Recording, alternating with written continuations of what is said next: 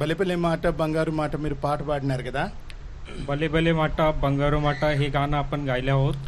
అయితే ఈ పాటని ఎప్పుడన్నా మీరు రెగ్యులర్గా మాట్లాడుకునే మీ భాషలో పాడాలి అనే ఆలోచన ఎప్పుడన్నా వచ్చిందా? आपण असं कधी विचार केलं का हे गाणं आपल्या भाषेमध्ये आपण गाऊ शकतो? ఈ పాట యొక్క అర్థం ఒకవేళ తెలుసుంటే हे गाण्याचं जर अर्थ आपल्याला माहीत असेल तर హిందీలో కానీ మరాఠీలో కానీ మీరు ఖచ్చితంగా తర్జుమా చేస్తారు. हिंदीमध्ये किंवा मराठीमध्ये आपण हे ट्रान्सलेट करू शकतो. కాబట్టి దాని కొరకు ప్రయత్నం చేయండి. त्यासाठी आपण प्रयत्न करूया. మీ సొంత రాగం కాదు, आपल्या स्वतःच रागाने नाही, పెట్టబడిన రాగాన్ని బట్టే పాడాలి. आणि जे राग आहे त्यामध्ये आपण गायले पाहिजे. సరే, ఈ సాయంత్రము ह्या सायंकाळच्या वेळी మీరందరూ కూడా తొందరగా మీ ఇళ్ళకి వెళ్ళాలి గనక आपण सर्वजण लवकर घरी जाण्यासाठी మిమ్మల్ని బోరు కొట్టించకుండా కొద్ది సమయమే మాట్లాడతాం. तुम्हाला बोर न करता थोडा वेळ आम्ही घेणार आहे. మత్తయి సువార్త 24వ అధ్యాయం, मत्ती सुसमाचार त्याचा 20 अध्याय, 24th చాప్టర్, 20 आणि त्याचा 4 24th చాప్టర్, 24 अध्याय, 45-46 వర్సెస్. त्याचं 45 आणि 46 అందరం కలిసి చదువుదాం. सर्वजण मिळून वाचूया. Matthew 24, 45 and 46. मत्ती त्याचा 24 आणि 45 आणि 46. యజమానుడు తన ఇంటి వారికి తగిన వేళ అన్నం పెట్టుటకు వారిపైన ఉంచిన నమ్మకమైన వాడును బుద్ధిమంతుడైన దాసుడెవడు? యజమానుడు వచ్చినప్పుడు ఏ దాసుడు ఇలాగు చేయుచుండుట అతడు కనుగొనునో ఆ దాసుడు ధన్యుడు. ఎంతమంది మీ భాగాన్ని చదివినారు? आणि किती जण हे भाग वाचलेला आहोत? చాలా మంది మంచివి చూశారు. आणि बरेच जण फक्त बघितलेला आहोत. అట్లనే నిద్రపోతారేమో. आणि त्याप्रमाणे तुम्ही మళ్ళీ ఒకసారి చదువుదాం. परत एकदा वाचूया. నేను చదవను, मी वाचणार नाही, మేము చదవము. आम्ही वाचणार नाही. మైక్ లో నుంచి మాట వినిపిదు. माईक पासून बोलणं ऐकू नाही येणार. మీ మాట మాత్రమే వినిపించాలి. फक्त तुमचं बोलणं ऐकू आलं पाहिजे. మేము స్టార్ట్ చేసి వదిలేస్తాం. आम्ही स्टार्ट करून सोडून देईन. యజమానుడు ज्या ఇంటి వారికి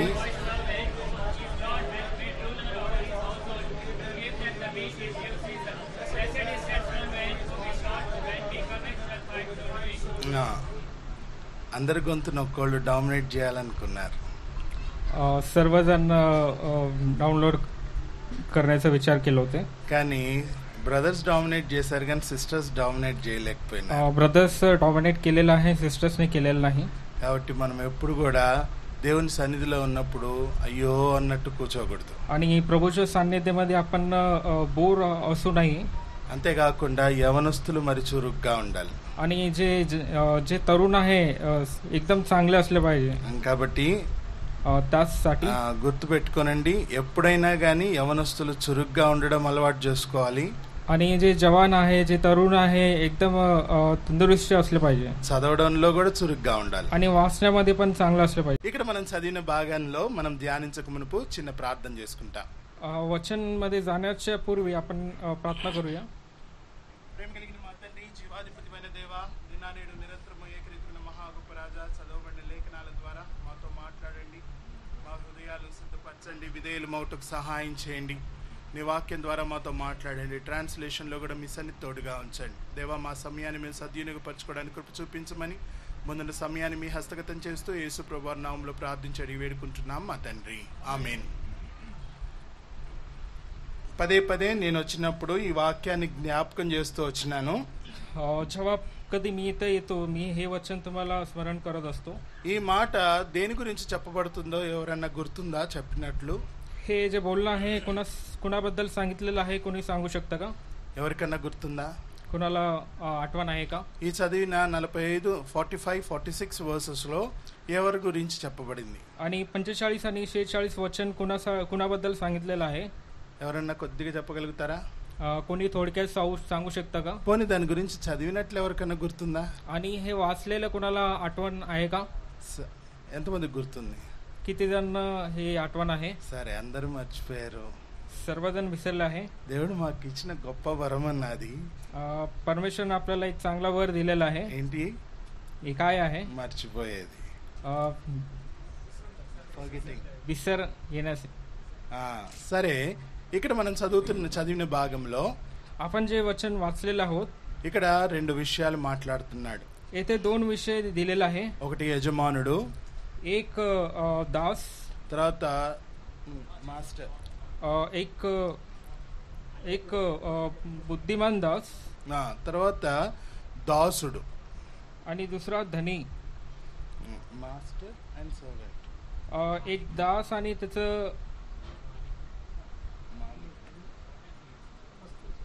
46.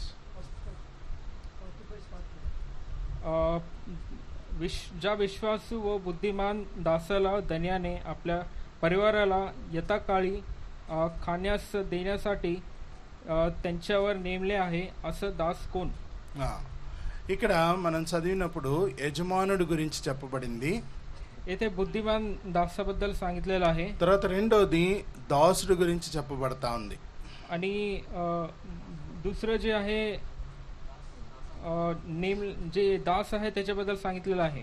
అయితే ఈ ఇద్దరి జీవితంలో आणि दोघांच्या जीवनामध्ये యజమానుడు వచ్చినప్పుడు అని రాయబడింది. आणि जे धनी आलेलं आहे याच्याबद्दल सांगितलेलं आहे. యజమానుడు వచ్చినప్పుడు ఏ దాసుడు ఇలాగు చేయుచుండుట కనుగొనునో. आणि जेव्हा धनी येणार त्यावेळी दास काय करणार आहे. ఆ దాసుడు ధన్యుడు అని రాయబడింది. आणि तो दास धन्य आहे. ఈ 24-25 చాప్టర్స్ లో 24 आणि 25 जे वचन मध्ये ఈ రెండు చాప్టర్స్ లో ఎవరిని గురించి చెప్పబడతా ఉంది అంటే हे दोन्ही जे अध्यायामध्ये काय लिहिलेलं आहे. లార్డ్స్ కమింగ్ గురించి చెప్పబడతా ఉంది. आणि देवाचं जे येण्याचं जसं सांगितलेलं आहे. అయితే దేవుని యొక్క రాకడ వస్తుంది. आणि देवाचं येण्याचं जे दुसऱ्या वेळी जे येण्याचं जे वेळ आहे. యజమానుడు వచ్చినప్పుడు అనే మాట దాని గురించి చూపిస్తా ఉంది. त्यावेळी जे धनी येणार आहे त्याबद्दल सांगितलेलं आहे. తర్వాత ఏ దాసుడు ఇలాగు చేయుచుండుట కనుగొనునో. आणि कुठला दास ह्याप्रमाणे करेल असं सांगितलेलं आहे. ఏ దాసుడు, कुठला दास, ఆ దాసుడు గురించి 5 లక్షణాలు ఇక్కడ ఉంటా ఉన్నాయి. आणि त्या दासांबद्दल 5 जे लक्षण आहे ते इथं लिहिलेलं आहे. ఈ 24th చాప్టర్ లో 3 మెయిన్ ఇన్సిడెంట్స్ అక్కడ చెప్పబడతా ఉన్నాయి. या 24 अध्यायामध्ये 3 जे प्रामुख्याने गोष्टी लिहिलेल्या आहे. 32-33 वर्सेस లో आणि 32 आणि 33 वचन मध्ये if anyone can able to read in English, try to read it.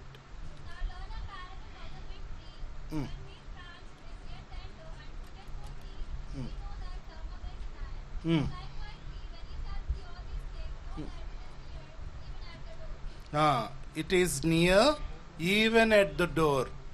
కాబట్టి ఇప్పుడు అక్కడ ఏమని రాయబడింది అంటే इथे काय लिहिलेलं आहे. అక్కడ ఒక మాట చెప్పబడతా ఉంది. इथे एक गोष्ट लिहिलेलं आहे. ఆయన రాకడ సమీపముగా ఉన్నదని చెప్పబడతా ఉంది. त्याचं जे येणे आहे ते जवळ आलेलं आहे. ఆయన సమీపముగా ఉన్నాడంట. तो जवळ आलेला आहे. కాబట్టి ఆయన సమీపముగా ఉన్నాడు. तो जवळ आलेला आहे. తర్వాత ఇక్కడ 2 సంఘటనలు ఇక్కడ చెప్పబడ్డాయి. इथे 2 गोष्टी लिहिलेल्या आहे. ఒకటి సమీపము, एक जवळ, ద్వారము దగ్గరనే. आणि दरवाजाच्या समोर. మనం అనేక సార్లు బైబిల్లో చెప్తా ఉంటాము. आणि आपण बऱ्याच वेळा बायबल मध्ये सांगत असतो. నేను హృదయ ద్వారము యొద్ద నిల్చుండి తట్టుచున్నాను. मी तुझ्या जे हृदयाच्या समोर थांबून दरवाजा कटकट करत आहे. అయితే ఈ మూడిటికి తేడా ఏంటి? या तिन्ही मध्ये अंतर काय. సమీపముగా ఉన్నాడు, आणि जवळ आलेला आहे, ద్వారము దగ్గర ఉన్నాడు, आणि दरवाजाच्या समोर आहे, ద్వారము యొద్ద నిలుచుండి తట్టుచున్నాడు. आणि दरवाजाच्या समोर कटकट करत आहे. ఇప్పుడు వీధి చివరుంది, आणि हे शेजारची जागा आहे. అది సమీపముగా ఉన్నట్లు దేవుని మందిరము బెర్షెబాకి. ते जवळ आहे, बेर्शेबाच्या मंदिराच्या समोर जवळ आहे ते. అక్కడ నుంచొని तिथे थांबून అది బెర్షెబా అనే చర్చ్ ఎక్కడుంది అని అడిగితే మనల్ని तिकडे जर आपण विचारला बेर्शेबा चर्च ఒక कुठे आहे, 5 ఇళ్ళు దాటిన తర్వాత అక్కడే చర్చ్ చాలా దగ్గరే అని చెప్తాం. आणि असं सांगू शकतो की 5 जे घर गेल्यानंतर त्यानंतर चर्च आहे असं कोणी सांगू शकतो. అది సమీపమునకు ఉదాహరణ. हे जवळ आहे याचं हे एक उदाहरण आहे. తర్వాత ద్వారము దగ్గర, त्यानंतर दरवाजाच्या जवळ. ఒకవేళ మన ఇంటికి గాని जर आपला घरी ఇంటి నెంబర్ లేదు, आणि घराचा नंबर नाही, మనిషి పేరు లేదు, आणि माणसाचं नाव नाही, ఏ గుర్తులు లేవు, आणि कुठलाही प्रकारचा खून नाही, నుంచున్నాము అక్కడే. आणि तेथेच आपण जर थांबलो, తెలిసిన వాళ్ళు వచ్చి నుంచున్నారు, आणि जर जे ओळखीचे लोक येऊन तिथे थांबले असतील ఫోన్ లో మనతో మాట్లాడుతున్నారు, మనం లోపల ఇంట్లో ఉన్నాం. आणि फोनद्वारे ते आपल्याशी बोलत असतात आणि त्यावेळी आपण घरामध्ये असतो. మన ఇంటి గుర్తులన్నీ చెప్తా ఉన్నాం. आपण प्रत्येक घराचं जे खून आहे ते आपण सांगतो. అవును, నేను నీ ఇంటి ముందే నుంచున్నా, అది నీలో కాదో నాకెట్ట తెలియాలా? आणि तो असं पण सांगू शकतो की मी तुझ्या घराजवळच आहे, ते मला कसं कळेल? కాబట్టి ఇల్లు తెలుసుకోవాలంటే त्यासाठी जर घर आपल्याला माहित असलं पाहिजे तर దాని దగ్గరకు వచ్చిన తర్వాత దాని గుర్తుని బట్టి తెలుసుకుంటాం. आणि ते घराजवळचं जे खून आहे त्याच्याद्वारे आपण जाणू शकतो. కాబట్టి ఇంట్లోకి వెళ్ళలేదు మనం, आपण घरी गेलो नाही, కాబట్టి రోడ్డు మీదే ఉన్నాం. आपण रस्त्यावरच आहोत. 2 అడుగులు వేస్తే గేట్ దగ్గరకు వస్తాం. आणि 2 पाय पुढे गेलं तर आपण गेट समोर येऊ. అది సమీపము అని అర్థం. ते जवळ. తర్వాత మూడోది, आणि तिसरी गोष्ट ద్వారము యొద్ద నిల్చుండి తట్టడం. आणि दरवाजाच्या समोर येऊन ते कटकट करत असतो. బెల్ కొట్టడము, एक दरवाजाचं जे बेल आहे ते आपण मारतो. గడపను నాక్ చేయడము. दरवाजा नॉक करतो. ఏమంటారు అంటే काय म्हणतो आपण? అది ద్వారము యొద్ద నిల్చుండి తట్టడం. ते दरवाजाच्या समोर आपण उभा आहोत. ఇప్పుడు దేవుడు ఆయన రాకడ గురించి చెప్తూ నేను సమీపముగా ఉన్నానని మీరు తెలుసుకొనుడి అంటా ఉన్నాడు. आता देव काय म्हणत आहे की माझं जे येणं आहे ते जवळ आलेलं आहे. ద ఫస్ట్ వార్నింగ్ ఏమని అంటే पहिलं जे वॉर्निंग काय आहे? నేను సమీపముగా ద్వారము దగ్గర ఉన్నాను అని చెప్పి తెలుసుకోండి అని చెప్తా ఉన్నాడు. मी जवळ आलेले आहोत, दरवाजाच्या जवळ आले आहोत. కాబట్టి రెండోదిగా చూసినట్లయితే दुसरी गोष्ट जर आपण पाहिले तर చూడండి 43, 44, 43 and 44 వర్సెస్. 43 आणि 44 वचन. అక్కడ గాని మనం చదివినట్లయితే तिथे आपण बघितलं तर దొంగను గురించి, యజమానుల గురించి రాస్తూ आणि चोराबद्दल आणि धनीबद्दल सांगितलेलं आहे. తర్వాత అక్కడ రాస్తూ 44th వర్స్, 24, 44, 24 अध्याय त्याचा 44. అందరం కలిసి చదువుదాం. सर्वजण మీరు అనుకొని గడియలో మనుష్య కుమారుడు వచ్చును గనుకనే మీరును సిద్ధముగా ఉండుడి. సెకండ్ది ఏంటంట? दुसरी गोष्ट काय आहे? We should be prepared. आपण तयारीत असलं पाहिजे. మొట్టమొదటిది తెలుసుకోవాలి. आणि प्रथम गोष्ट आपण जाणलं पाहिजे. రెండవది సిద్ధపడాలి. दुसरी गोष्ट आपण सिद्ध असलं पाहिजे. తర్వాత మూడోదిగా చూసినట్లయితే आणि तिसरी गोष्ट जर आपण बघितलं 45వ వచనంలో మనం చదివినాము 45 वचन मध्ये आपण నమ్మకమైన దాసుడు ఎవడు అని అన్ని అక్కడ ప్రశ్న వేయబడతా ఉంది. ज्या विश्वासू व बुद्धिमान दास कोण आहे असं सांगत आहे. కాబట్టి నమ్మకమైన దాసుడిని ప్రభు వెతుకుతా ఉన్నాడు. जो विश्वासू दास त्याला परमेश्वर शोधत आहे. అయితే నమ్మకమైన దాసుని గురించి మనకున్న సమయాన్ని బట్టి మనం చూస్తాం. आणि विश्वासू दास कोण आहे त्याच्याबद्दल आपण आपल्याला जे वेळ आहे त्यामध्ये आपण बघू शकतो. తర్వాత నాలుగోదిగా చూసినట్లయితే चौथ्या वेळी आपण बघू शकतो మాథ్యూస్ గాస్పెల్ చాప్టర్ 25 आणि मत्तीचा 25 अध्याय 1 to 13 లో 1 ते 13 వచనपर्यंत ఇక్కడ ఎవరిని గురించి రాస్తున్నాడంటే ते कोणाबद्दल लिहिलेलं आहे? పరలోక రాజ్యము आणि స్వర్గాబद्दल लिहिलेलं आहे. తమ దివిటీలు పట్టుకొనిన పెండ్లి కుమారుని ఎదుర్కొనుటకు బయలుదేరిన 10 మంది కన్యకలను పోలి ఉన్నది. तेथे 10 कुमारींचा जे दृष्टांत ते लिहिलेलं आहे. కాబట్టి ఇప్పుడు ఏమని చెప్పబడతా ఉందంటే ते काय सांगत आहे?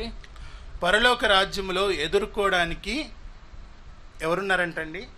स्वर्गीय राज्यासाठी तेथे कोण थांबलेलं आहे? 10 మంది కన్యకలు నిలబడ్డారు. तेथे 10 कुमारी थांबलेलं आहे. 13th వర్స్ కి వచ్చేటప్పటికి 13 वचन मध्ये आपण जर बघितलं तर మనకందరికి కూడా 10 వర్జిన్స్ గురించి స్టోరీ తెలుసు.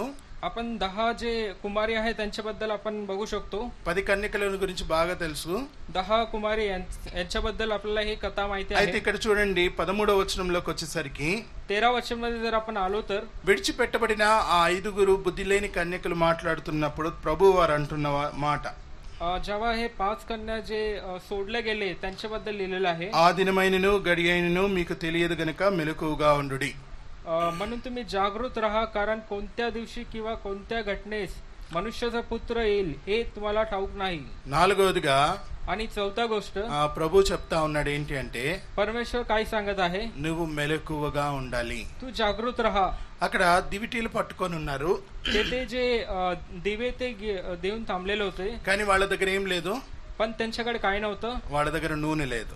त्यांच्याकडे जे तेल आहे ते नव्हतं. నూనె దేనికి గుర్తుగా ఉంది అంటే तेल जे आहे ते कशाचं सदृश అది आहे? దేవుని యొక్క వాక్యమునకు గుర్తుగా ఉంది. ते परमेश्वरचं वचनाचं ते सदृश आहे. వాక్య జీవితము లేకుండా వాళ్ళు వచ్చినారు.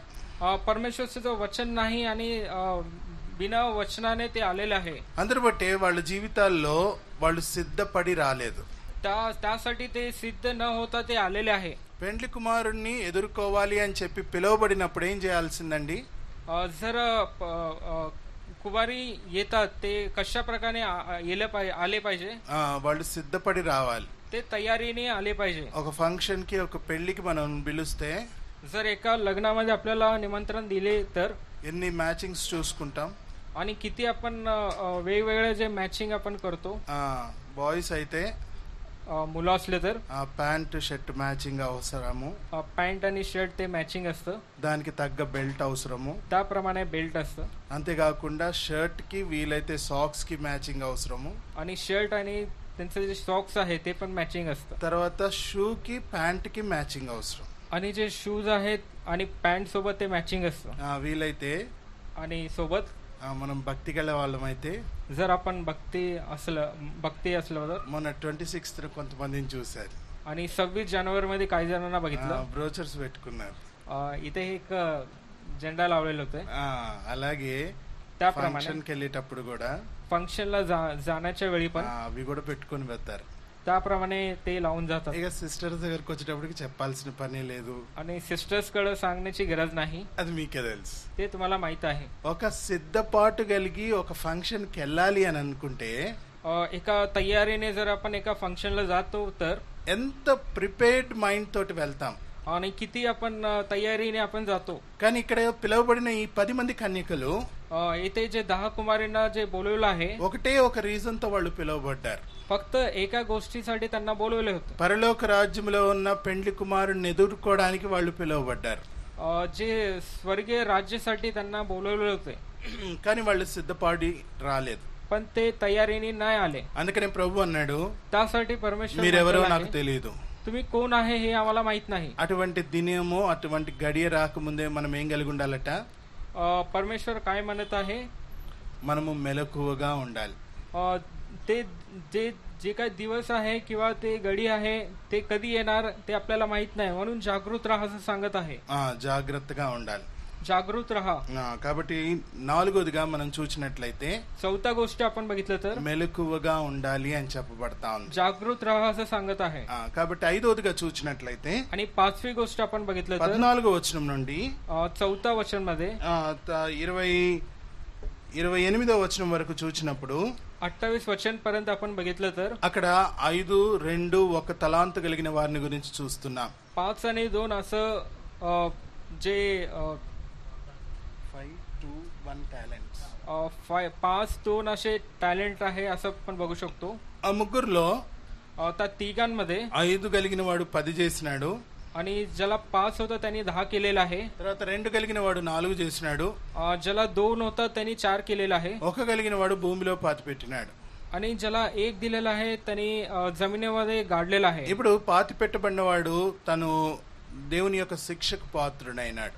आणि ज्याने गाडलेला आहे तो परमेश्वराचा शिक्षाचा पात्र ठरलेला आहे. ఎక్కడ పోయినాడంట? तो कुठे गेलेला आहे? వెలుపలి చీకటిలోనికి పడవేయుడి. आणि तो अंधकारमध्ये गेलेला आहे. కాబట్టి त्यासाठी అక్కడ ఏముందంట? तिथे काय आहे? ఆ ఏడుపు పండ్లు కొరుకుతా ఉండే స్థలముగా అతన్ని తోసివేయబడ్డాడు. तिथे रडणं आणि दात पिसणं आहे. దేవుడు ఇచ్చిన తలాంతును సరియైన విధానంలో గాని ఉపయోగించుకోనకపోతే परमेश्वरने जे आपल्याला टॅलेंट दिलेलं आहे त्याचं चांगल्या प्रमाणे जर आपण वापर नाही केली तर జాగ్రత్త పడని వానికి శిక్ష ఉంటా ఉంది. जे जागृत न राहतात त्यांना एक शिक्षा असते.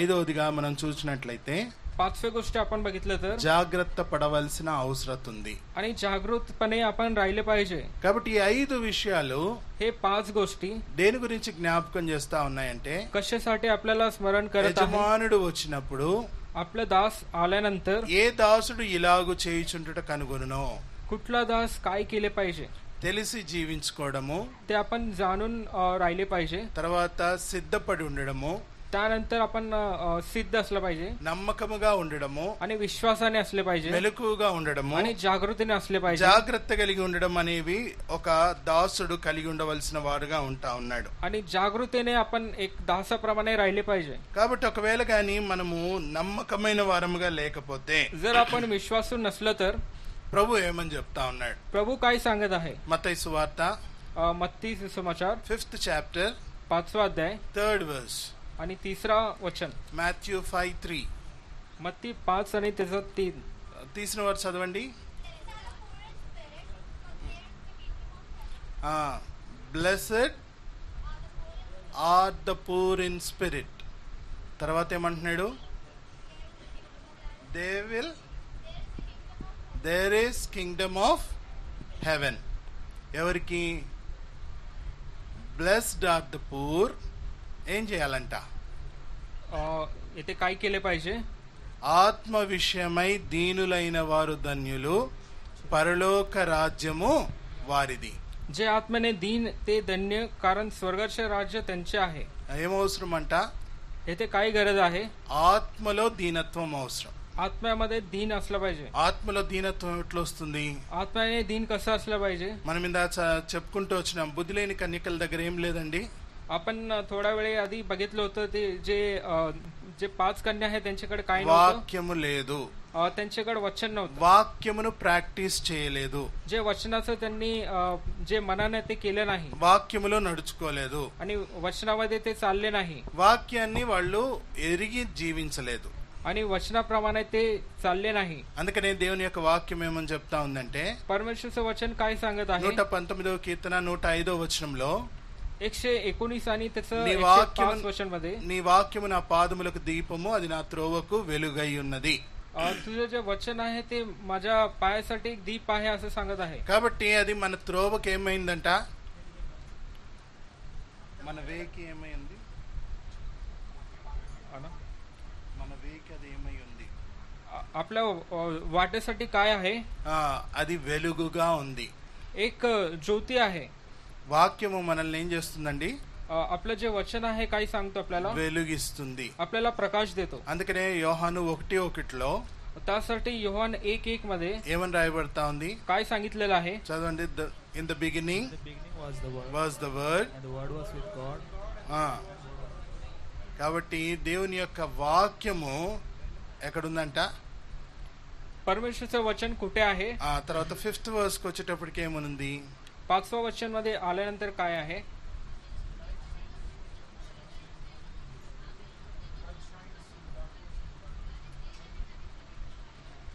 The light shines in the darkness, and the darkness has not overcome it.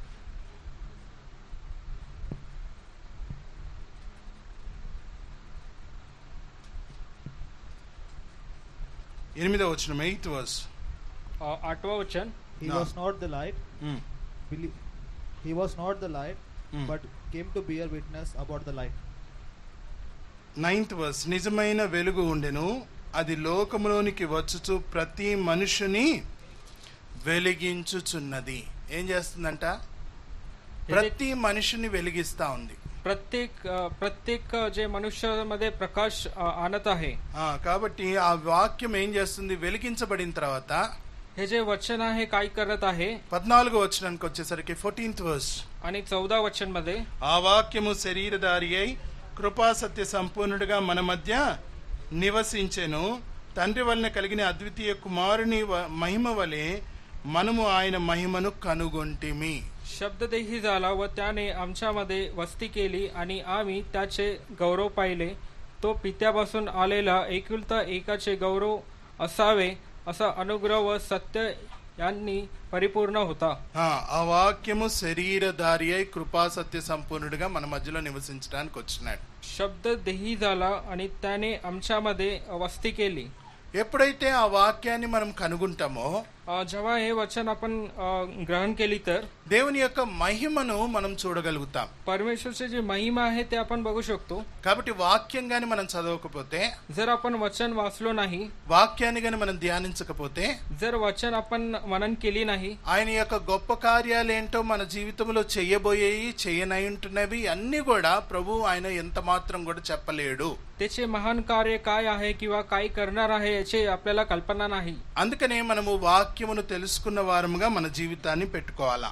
त्यासाठी आपण जे वचन आहे ते आपल्या मनामध्ये ठेवलं पाहिजे. అందుకనే ఆయన అంటా ఉన్నాడు, त्यासाठी तो असं सांगत आहे, బ్లెస్డ్ ఆర్ ద పూర్, जो विश्वासी आहे, వాళ్ళు ఏమంట, जे दरिद्र जे विश्वासी ते काय आहे, వాళ్ళు ఏం సంపాదించుకుంటారు, ते त्यांना काय भेटणार आहे, పరలోక రాజ్యాన్ని సంపాదించుకుంటారు. जे स्वर्गीय राज्य आहे ते त्यांना भेटणार आहे. ఎవరైతే తమ ఆత్మలో దేవుని యొక్క వాక్యముతో నింపబడతారో, जे त्यांचे जे आत्मा आहे परमेश्वरच्या वचनाने भरतात, ఆ వాక్యము వారిని ఎక్కడికి తీసుకొని పోతుందంట, ते जे वचन आहे त्यांना कुठं घेऊन जाणार, ఆ వాక్యము పరలోకానికి మనల్ని తీసుకొని పోతుంది. ते आपल्याला स्वर्गामध्ये घेऊन जाणार. నువ్వు కూర్చుండుట, నువ్వు లేచుట, तुम्ही बसले किंवा उठले, నువ్వు పండుకొనుట, నువ్వు నడుచుట, तुम्ही झोपे किंवा चालत असताना అవి ఏం చేయాలని చెప్పబడింది వాక్యము డ్యూటరానమీ చాప్టర్ 6th చాప్టర్ లో చెప్పబడింది. తీయాల్సిన అవసరం లేదు,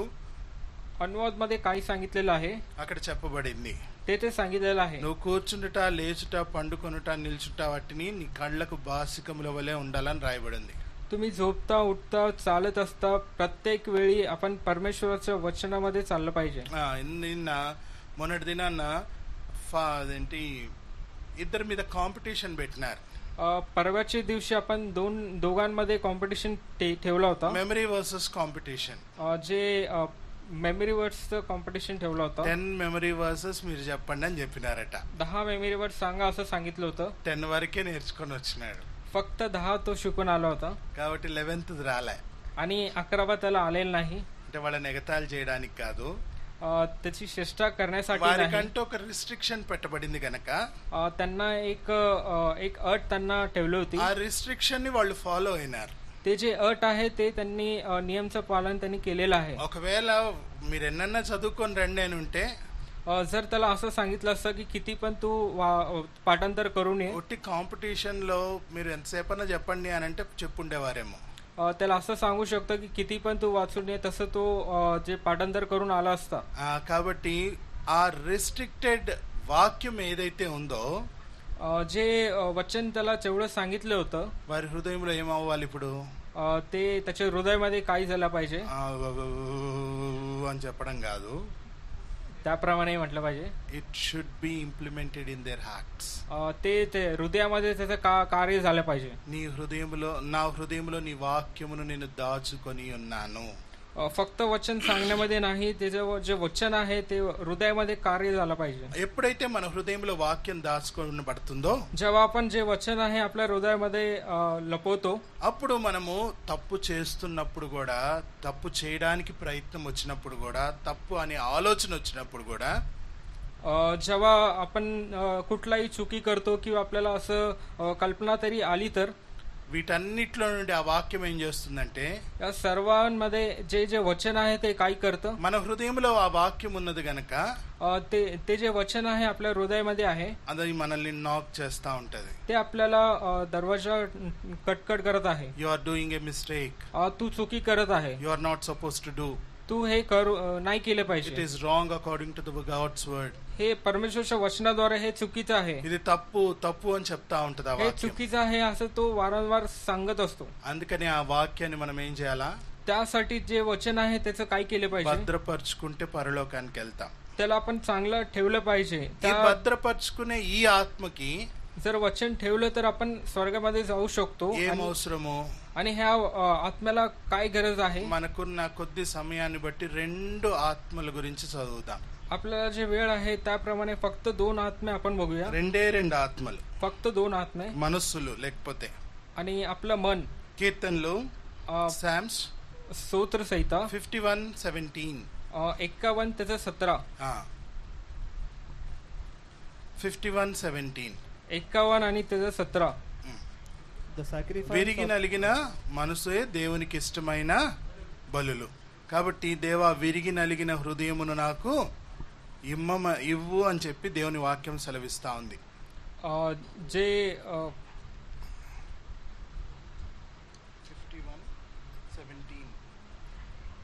51:17 देवाचे यज्ञ म्हणजे भग्न आत्मा, हे देवा भग्न व अनुतप्त हृदय तू तुच्छ मानणार नाहीस. దేవుని వాక్యం ఏమని చెప్తుంది అంటే, हे परमेश्वर वचन काय सांगत आहे, నువ్వు ఒక పరలోక రాజ్యంలోనికి చేరబడే ఆ మనసు ఎప్పుడైతే నువ్వు కలిగి ఉంటావో, तू स्वर्ग राज्यामध्ये जाण्यासाठी जसं जे हृदय तुला पाहिजे, ఏ మనసు నీ దగ్గర ఉండాలంట, कुठलं जे हृदय तुझ्याकडे असलं पाहिजे, విరగొట్టబడిన మనసు. बघण तसं हृदय पाहिजे. విరగొట్టబడిన మనసు అయితేనే దేవునికి ఇష్టమైన బలి అంట. बघण अनुतप्त हृदय ते परमेश्वराला प्रिय आहे. ఎంతగా నువ్వు తగ్గించుకుంటే, किती तू दीन असलं पाहिजे, ఎంతగా నువ్వు విరిగిగొట్టబడితే, किती तू बघणं आणि अनुतप्त असलं पाहिजे, అంతగా దేవుడు నిన్ను హెచ్చిస్తాడంట. तेवढा परमेश्वर तुला उच्च करेल. ఎంతగా నువ్వు దేవుని యొక్క సన్నిధిలో నీ జీవితాన్ని సంపూర్ణంగా ప్రభు ఐఎమ్ జీరో అని చెప్పి వస్తావో, जेवढं तू परमेश्वरच्या आधीन राहून स्वतःला शून्य तू करशील, అంతగా దేవుడు నిన్ను హెచ్చిస్తాడు. त्याप्रमाणे परमेश्वर तुला तेवढा वरती घेऊन जाणार. కాబట్టి ఆ విరగొట్టబడిన మనసు మన జీవితంలో ఒక నమ్మకమైన దాసుని దగ్గర ఉండాలి.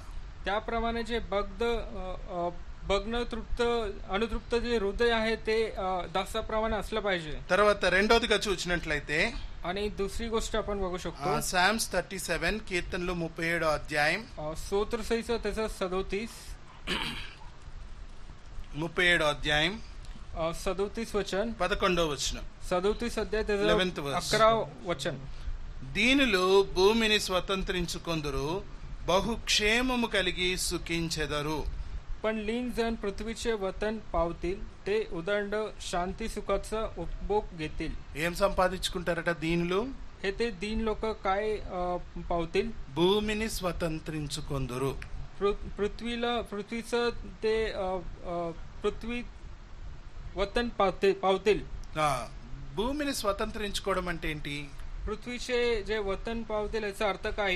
పరిశుద్ధ గ్రంథంలో దేవుని యొక్క వాక్యంలో గాని మనం చదివినప్పుడు, वचन द्वारे जर आपण वाचलो तर, ఆదికాండము మొదటి అధ్యాయంలో గాని మనం చూసిన తర్వాత, उत्पत्तीच्या पहिला अध्यायामध्ये आपण बघितलं तर, దేవుడు ఆదాము అవ్వల్ని సృష్టించిన తర్వాత, परमेश्वरने आदाम आणि हव्वा यांना बनवल्यानंतर, మీకు ఇవన్నీ మీ ముందున్నాయి, हे सर्व गोष्टी तुमच्या समोर आहे. ప్రభు ఏమన్నాడు?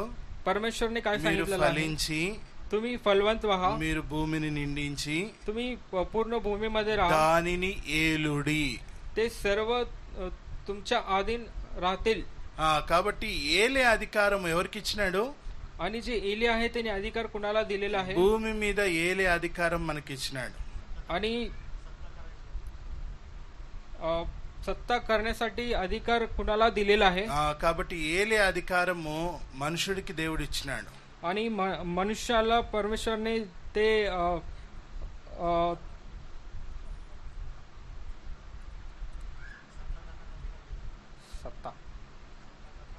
सत्ता करण्यासाठी अधिकार दिलेला आहे.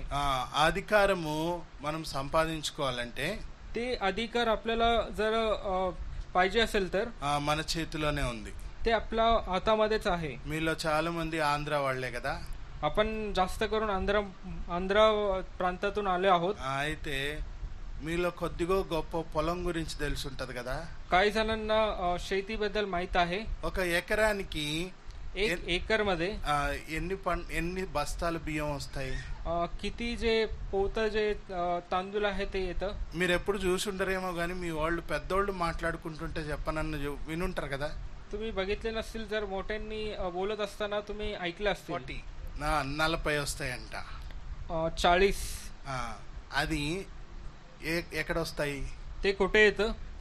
మనం ఒకవేళ గాని ఆదికాండము 26వ అధ్యాయంలో గాని చదివితే, जर आपण उत्पत्ती 26 मध्ये बघितलं तर, ఇస్సాకు తను పంట వేసినాడట. आणि जे इसाक आहे त्याने शेती लावलेली आहे. వేసినప్పుడు ते ते लावल्यानंतर 100 పంట పండించినాడంట. 100 पट त्याला उत्पन्न झालेलं आहे. మన దగ్గర ఉన్న పొలం 1 ఎకరానికి 40 బస్తాలు పండితే आपल्याकडे जर एका बस्त्याला 40 एकर असलं तर ఇస్సాకు పండించిన పంట ఎంత? इसाकने जे तयार केलेलं आहे ते किती आहे? 100 bags. 100 पोता. మనకి ఆయనకి తేడా ఏంటి? आपल्यामध्ये त्यांच्यामध्ये अंतर काय? మనమేమో 40% లో ఉన్నాం, आपण 40% मध्ये आहे. ఆయన ఎక్కడ ఉన్నాడు? आणि ते कुठे आहे? 100% లో. 100% मध्ये आहे. ఎందుకున్నాడు? तसं का झालेलं आहे? ఎందుకున్నాడంటే का?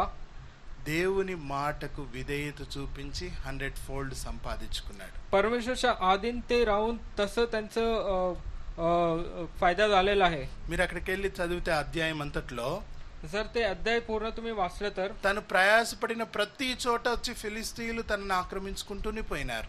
आणि तेथे त्यांनी प्रयास केलेला आहे. प्रत्येक जागेवर फिलिस्ते लोक तेथे आलेले आहेत. ఎక్కడ కూడా ఇస్సాకు కొట్లాడలేదు. आणि इसाक जे आहे कुठेही भांडण केली नाही, ఎక్కడ కూడా వాదన పెట్టుకోలేదు, कुठेही त्याने वाद केली नाही. మౌనంగా వెళ్ళిపోతా పోయినాడు. शांतपणे तो गेलेला आहे.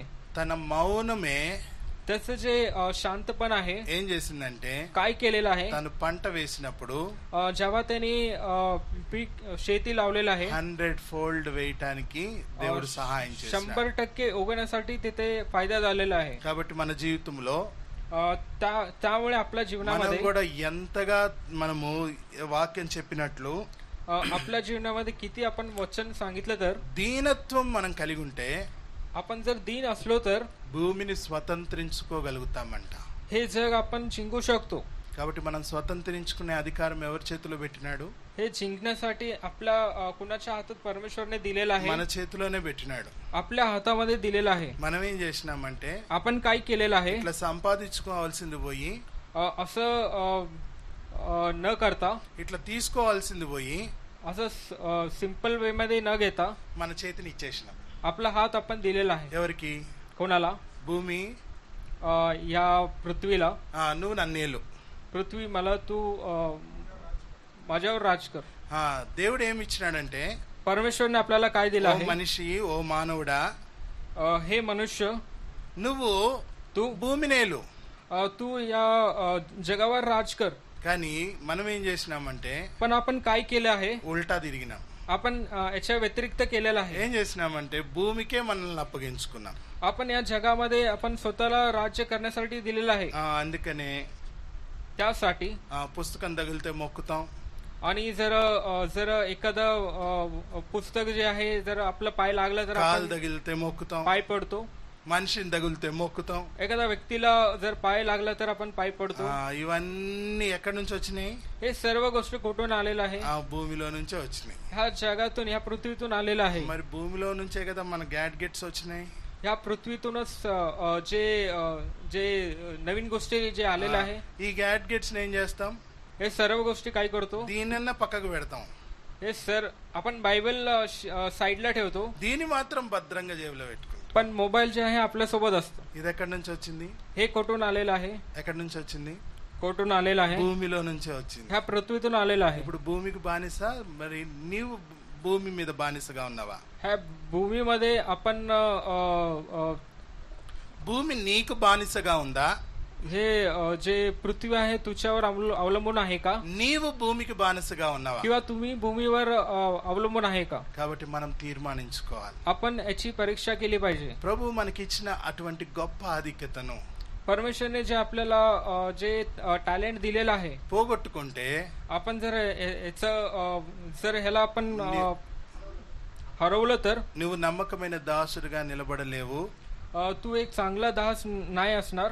నీ జీవితంలో దీనత్వం అనేది రాదు. आणि तुमच्या जीवनामध्ये दीनपणा नसणार. కాబట్టి నమ్మకమైన దాసునిలో 2 గుణ లక్షణాలు ఉన్నాయి. आणि एक चांगला दीन माणूससाठी एक त्यांच्यामध्ये 2 क्वालिटी आहे. ఒకటేమో విరగ్గొట్టబడిన మనసు, एक जे आहे भग्न हृदय असलं पाहिजे, తర్వాత రెండవది దీన మనసు. आणि दुसरं दीन मन असलं पाहिजे. ఈ మనసు మనం కలిగి ఉంటే हे मन आपल्यामध्ये असलं पाहिजे. పరలోక రాజ్యము వారిది.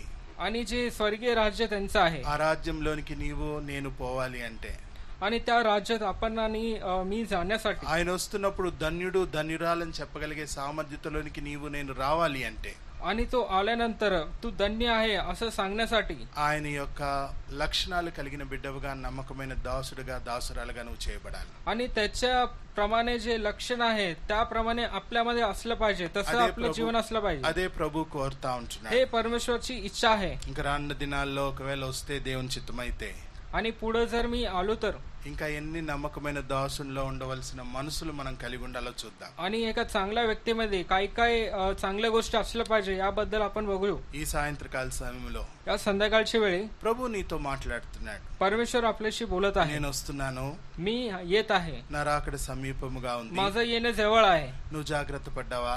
तू जागृत आहे का? దానికంటే ముందు నువ్వు తెలుసుకున్నావా? आणि त्याच्या आधी तू जाणून घेतलंय का? సిద్ధపడ్డావా? तू सिद्ध आहे का? నమ్మకంగా ఉన్నావా? तू विश्वासू आहे का? అంతేకాకుండా మెలకుగా ఉన్నావా? आणि तू जागृत आहे का? ఒకవేళ జాగ్రత్తగా లేకపోతే जर तू जागृत नाही, ఆ దినాన్న ఆ ఒక్క తలాంతు కలిగిన వాడిని కటిక చీకట్లో పడేసినట్లు నేను కూడా నిన్ను పడవేయాల్సి వస్తుంది. त्या एका टॅलेंट मुळे तुला अंधकारमध्ये टाकण्यात येईल. పడవేయబడకుండా నువ్వు కాపాడుకో.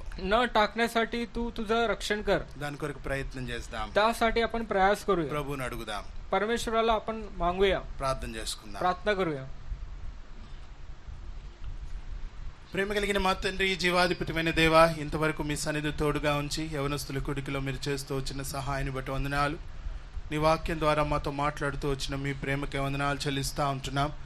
గ్రహించి అర్థం చేసుకుని లోబడి నడుచుకోవడానికి నాకు మాకు అనుగ్రహించిన నీ లేఖనాల ద్వారా మా జీవితాల్ని కొనసాగించడానికి సహాయం చేయండి. నమ్మకమైన దాసుల్లో విరగొట్టబడిన మనసు దేవా, మరి దీనగలిగిన మనసు దేవా కలిగి ఉండటానికి దేవా నేర్పించవలసిందిగా ప్రార్థిస్తుంటున్నాం. నీ సన్నిధిలో ఆ విధంగా నేర్చుకోవడానికి సహాయపడమని మీ కృప కలిగిన హస్తాలకు అప్పగిస్తూ ముందున్న సమయము మాకెంతో ఆశీర్వాదకరంగా చేసి మా గృహాలకి తండ్రి చేరు పర్యంతము మీ సన్నిధి తోడుగా ఉంచండి. అంతేకాకుండా ప్రభా, మేము వెళ్ళినప్పటికీ దేవా మీకు నమ్మకమైన దాసులుగా ఉండటానికి యజమానుడు వచ్చినప్పుడు ఏ దాసుడు ఇలాగు చేయుచున్నట కనుగొనో ఆ దాసుడు ధన్యుడు అని చెప్పి దేవా, బలా నమ్మకమైన మంచి దాసుడా, నువ్వు కొంచెంలో నమ్మకముగా ఉంటివి గనుక అని ఆనాడు తండ్రి ధన్యుడుగా చేసిన ఆ తలాంతు కలిగిన వ్యక్తి వలె మేము ఉండటానికి సహాయపడమని ఇచ్చిన సమయాన్ని బట్టి వందనాలు. తర్జుమాలో కూడా నీ దాసునికి సహాయం చేసిన మీ ప్రేమకే వందనాలు. దేవా, బలపరచండి. ఆ విధంగా అనేక మందిని దేవా సంఘములో లేవనెత్తి రానున్న దినాల్లో దేవా మరి మీ సన్నిధిలో తండ్రి అనేక మందికి యోగ్యమైన పాత్రలుగా ఉండడానికి సహాయం చేయండి. దేవా, అటువంటి తలాంతులు కలిగిన వారు దేవా మరి కరణ్ వలె ఇంకా అనేక మంది లేపబడ్డానికి సంఘములో జ్ఞాపకం చేసుకునండి. అంతేకాకుండా ప్రభా, యవన కాలంలో మీ కాడిని మోయటానికి ప్రతి ఒక్కరికి నేర్పించండి. యవన బిడ్డలైన ప్రతి ఒక్క యవన సహోదర సహోదరులు నమ్మకంగా బేర్షబాలో ఎదిగి కృప చూపించబడి దేవా మీ యొక్క నిత్యత్వం కొరకైనా దేవా స్థాపకులుగా చేయబడ్డానికి సహాయం చేయండి. అలాగే ప్రభా, మీరు ప్రేమించి సంఘాన్ని మీరు జ్ఞాపకం చేసుకొని దేవా మీరు అనుగ్రహించిన దేవా టీని బట్టి బిస్కెట్స్ని బట్టి కూడా వందనాలు. పరిశుద్ధపరచండి. వాటిని త్రీని తృప్తి పొంది దేవా గృహాలకు వెళ్ళు పర్యంతము మీ సన్నిధి తోడుగా ఉంచి మహిమ పొందమని యేసు ప్రభువారి నామములో ప్రార్థించడి వేడుకుంటున్నాం మా తండ్రి, ఆమేన్. తొట్టెళ్ళకుండా మనల్ని కాపాటకును నిర్దోషులుగా మనల్ని నిలువబెట్టకును శక్తిగల రక్షకుడైన అద్వితీయ దేవుడు ఇప్పుడు ఎల్లప్పుడు సదాకాలం మనకు తోడైండును గాక. ఆమేన్.